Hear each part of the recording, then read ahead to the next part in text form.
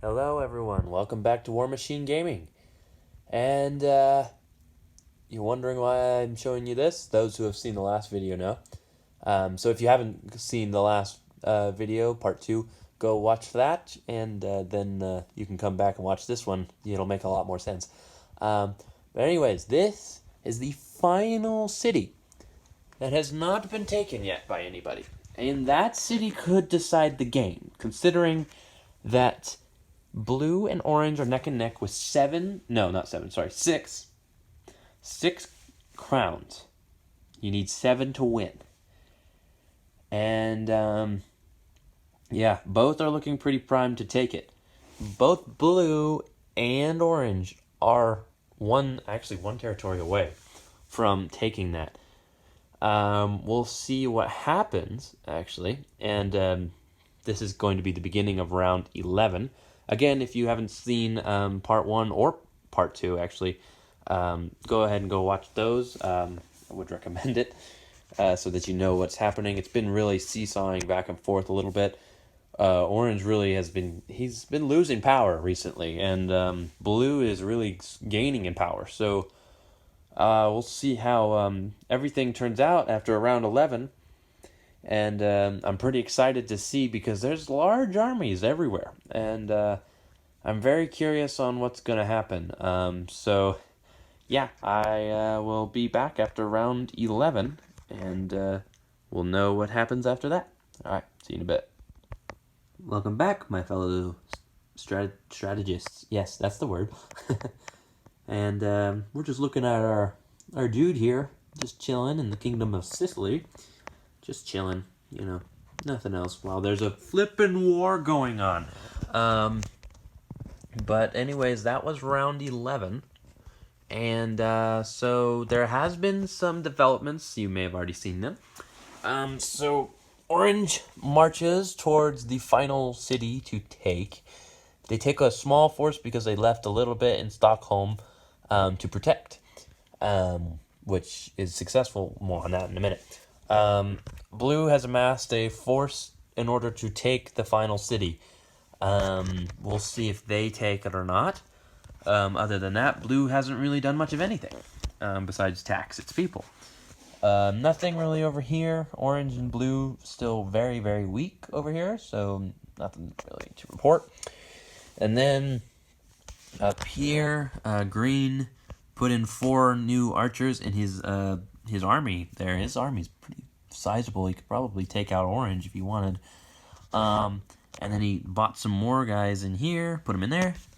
So he's still got some soldiers left over. The crown's out of place and it's bugging me. And then purple expanded. The march to France begins. I should say the march to Paris begins. And so they easily defeated the army in here, actually. Only taking 3 losses, while the army in there took about, 7 or 8 or something. So it was pretty easy to take. And they also marched into Scotland, just making an absolute nuisance of themselves, possibly about to take Ireland. We'll see how that develops. Actually, coming back to this, over here in Stockholm, those are the troops that he left, that Orange left. He left only 3 soldiers, 2 footmen and 1 archer. Purple invaded with, I think it was 4 footmen and 1 archer, and lost every single one of them. Orange lost none. It was insane. It was ridiculous. It was literally ridiculous. But that's how it went. So yeah, so that was round 11, and I will be back after round 12 as the war continues. Welcome back, everybody. And exciting things have been happening, that's for sure. I just wanted to kind of show you this nice little green little force, doing a little campaign, but it's all for nothing because literally we've got the battle for the win right there. Oh my goodness. I'm super excited. It's either orange or blue. Orange has to roll out of his mind, and blue just has to really, just roll decent, and he should win. This could be for the win, or it could be for nothing, because both forces could potentially die. That's very unlikely, but it's happened this game. So, I mean, it could happen. But it's very unlikely. And then nothing else has really been developing. I will actually, before we go into the battle, I'll show you what else has happened. I mean, Purple brought his troops down to attempt to go into Warsaw if the game win another turn. Orange built a castle here so that Purple couldn't take Paris from him, so that was pretty smart, I think. He also fortified Ireland a little bit so that it wouldn't be easy to take to Ireland. And let's see, and then Green came down into I don't know.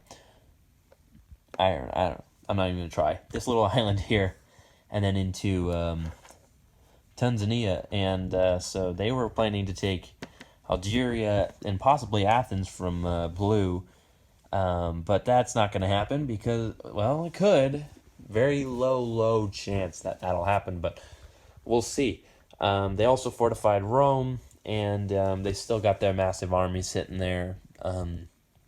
They honestly should have just attacked here, but they didn't. They had other things on their mind. Let's see. Nothing else has really been happening. Everything's just pretty much all remained the same. Oh, Orange did fortify, put 2 footmen in France. But other than that, it's just this big battle that's just... Oh, the nerves are on.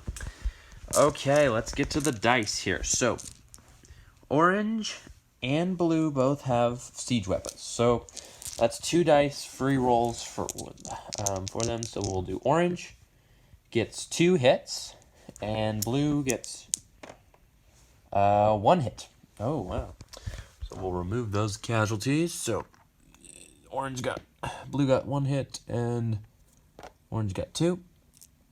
Well, I like to just kind of put them on the board here. So just kind of, I don't know, I like doing that.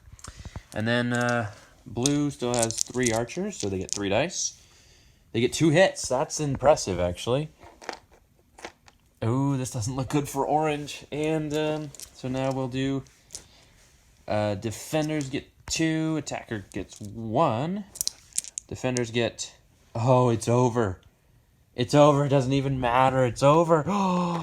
Blue is our winner. Let's sweep these bodies off here. Let's get rid of those. Let's get rid of those bodies. Blue is officially the winner and conqueror of Europe. They have 7 crowns, and it is the end of the round, and it's over. I honestly had hoped that both Orange and Blue would knock each other out, but they didn't. So, wow. I mean, honestly, what a great game that was of Risk Europe. I had a lot of fun. This will be the end of part 3, guys. And I had a ton of fun. I hope you did too. Like I said, if you didn't watch the other 2, definitely would recommend go on and watch the other 2. Although you probably should have already, but either way. It's a great game, and I know I could do better, though, so we will definitely come back to this, because I love this game, and I know a lot of other people do, too. But, yeah, I want to give you a nice little shot of Europe after all the carnage that is taken over it, and, you know, this is honestly the one Risk Europe game that I've had the most war in all honesty, because, I haven't seen this much battle ever in this game, actually. And it's probably because of the randomized